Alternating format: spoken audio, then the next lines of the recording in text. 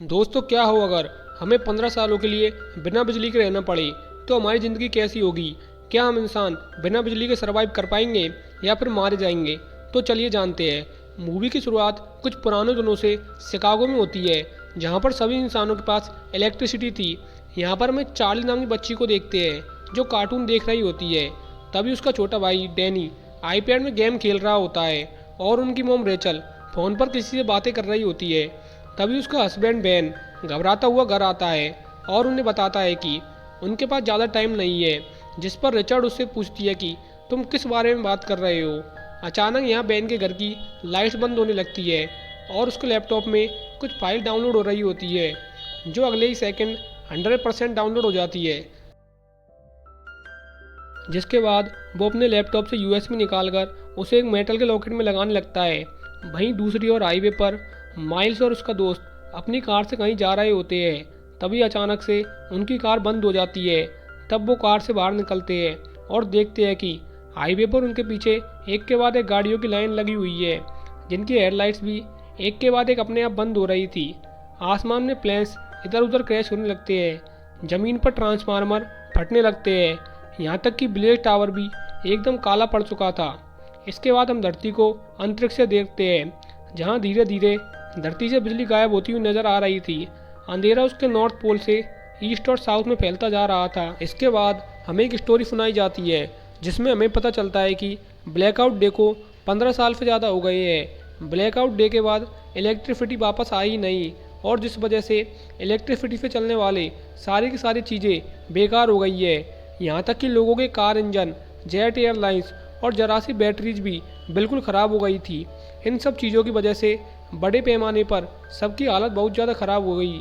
बीमारी बढ़ी लेकिन दवाइयाँ नहीं मिली। आग लगी लेकिन बुझाने वाला कोई नहीं था। फैक्ट्री थी लेकिन वहाँ खाने के लिए कुछ नहीं था और सभी के सभी लोग हाथ से काम करने लगे थे। जिसके बाद सरकारें गिरने लगी और मिलिट्री बढ़ने लगी। ब्लैकआउट डे के बाद यूनाइटेड स्टेट 6 भागों में टूट गया था। सभी शहरों के ऐसे हालातों को देखकर ज़्यादातर लोग यहाँ से कहीं और शिफ्ट हो चुके थे। इन्हीं में से एक बैन और उसकी फैमिली थी जो वहाँ के ब्लेज एरिया में रहने लगे थे, जो कि एक पीसफुल कॉलोनी थी जहाँ कुछ 100 लोग जाकर बस गए थे। यहाँ हमें पता चलता है कि बैन की वाइफ का कुछ साल पहले ही देहांत हो गया है और अब वो एक ब्रिटिश मेडिकल डॉक्टर मैगी को डेट कर रहा था। उसके बच्चे डैनी और चार्ली भी बड़े हो चुके हैं, लेकिन डैनी को अकेले रहना ही पसंद है क्योंकि वो अस्थमा की बीमारी से गुजर रहा है। ऐसे ही एक दिन चार्ली अपने भाई के साथ जंगल में जाती है जहाँ उन्हें एक वैन दिखती है। चार्ली उसके अंदर जाती है और वहाँ उसे एक मिनी फ्रिज मिलता है जिसे देखकर उसे अपने बचपन की याद आने लगती है। एक दिन चार्ली हर दिन की तरह जब जंगल में घूमने के लिए जाती है तब मोनरो मिलिटिया, जो कि यहाँ की मिलिट्री फोर्स है, वो कॉलोनी के अंदर आती है और हमला बोल देती है। मिलिट्री की कलाई पर एक टैटू गुड़ा हुआ था जो कि मोनरो मिलिटिया रिपब्लिक के मेंबर्स का सिंबल था, जिससे उन्हें पहचाना जा सकता था। क्योंकि अब यहाँ मोनरो रिपब्लिक की सेगमेंट का समय है, इसलिए वहाँ रहने वाले सभी लोगों को टैक्स के रूप में अपनी फसलें देना है। हालांकि बैन जानता है कि ये टैक्स कहीं जाता है।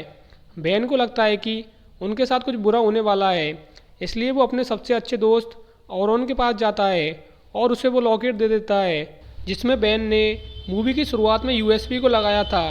बैन आरोन से कहता है कि चाहे कुछ भी हो जाए, तुम्हें इस लॉकेट को कुछ नहीं होने देना है। तभी यहाँ उस मिलिटिया ग्रुप का कैप्टन मेजर टॉम्बेल आ जाता है और बैन को अपने साथ चलने के लिए कहता है। वो उससे उसके भाई माइल्स के बारे में पूछता है, जिस पर बैन उससे कहता है कि वो माइल्स से पिछले 15 सालों से नहीं मिला है। वहाँ मौजूद सभी लोग एक दूसरे को डर के मारे देखने लगते हैं। ग्रुप अपने कदम वापस लेने लगता है कि अचानक वहाँ डैन आ जाता है और उन लोगों पर क्रॉसबो पॉइंट करता हुआ अपने डैड को न ले जाने की धमकी देता है। बैन उसे शांत करने की कोशिश करता है लेकिन इसका कोई फ़ायदा नहीं होता और डैन उन पर गोली चला देता है, जिससे वहाँ मौजूद एक दुश्मन मारा जाता है।